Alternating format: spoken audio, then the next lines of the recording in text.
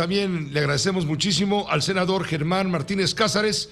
Él es integrante del Grupo Plural y él es un observador, analista de la política legislativa, desde luego, a quien hemos invitado para conversar brevemente sobre lo que está sucediendo en la Cámara de Senadores. Germán, senador, gracias por aceptar la invitación. Muy buenas tardes. Buenas tardes, Pepe. Aquí desde el Senado te saludo esta vez. Muchas gracias. Al contrario, a la orden. Están a punto de ir al Pleno para discutir el tema de Alejandro Armenta. ¿Por qué los opositores, incluido el Grupo Plural, el Grupo de Contención, los opositores a Morena, no quieren al senador Armenta?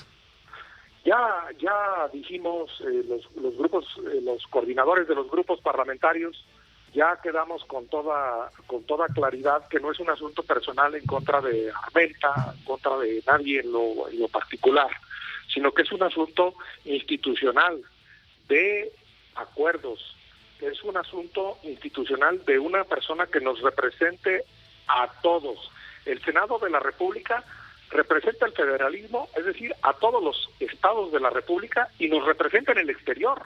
El Senado es el encargado de revisar la política exterior. Entonces, quien ocupe esa silla debe llevar el mayor ánimo político, el mayor consenso político de todas las fuerzas políticas que aquí se representan.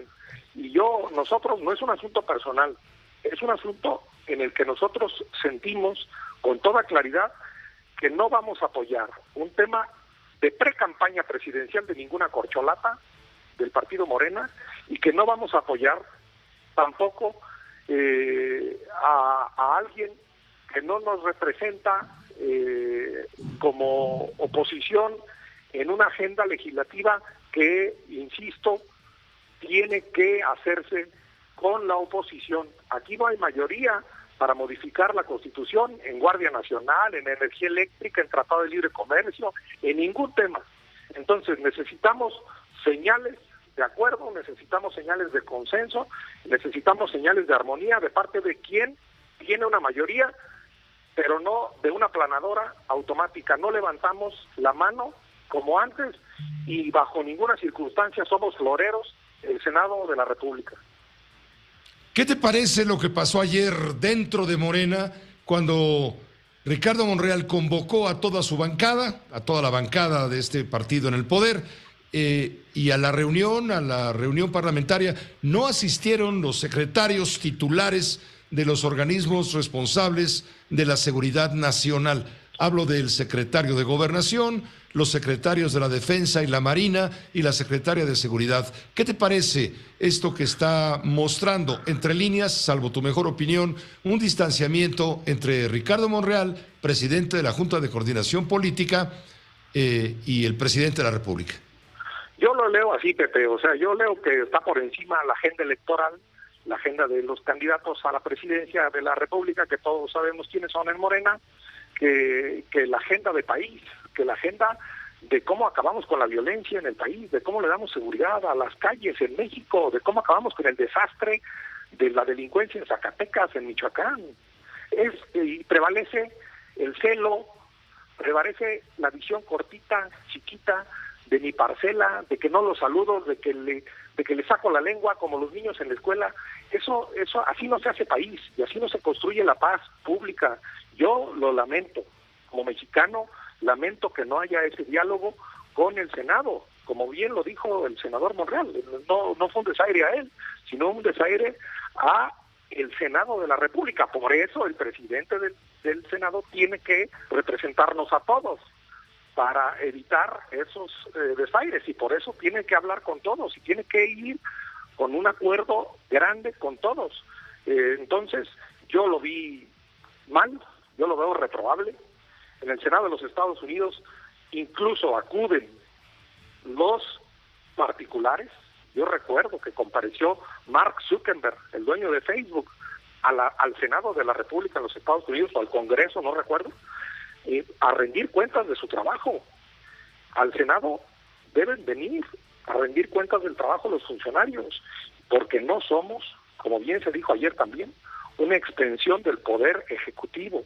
Somos un órgano que controla constitucionalmente a los otros dos poderes, no solo al ejecutivo, también al judicial, Pepe. También al judicial lo controlamos desde aquí, que tanta falta hace, que bien ha dicho el presidente, que hay en el Poder Judicial mucha corrupción, que es necesario que desde el Senado se revise. Con el proceso adentro de Morena para buscar un candidato, el paseo y la pasarela de las corcholatas y demás, se está viviendo, Germán Martínez Cázares, se están viviendo tiempos, momentos revueltos en el Poder Legislativo y esta confrontación con el Poder Ejecutivo. ¿A dónde va a llevar todo esto, Germán? Finalmente te preguntaría. Pues a la 4T le gusta más hablar de la sucesión presidencial que de los resultados en los quirófanos, de la medicina, en las aulas.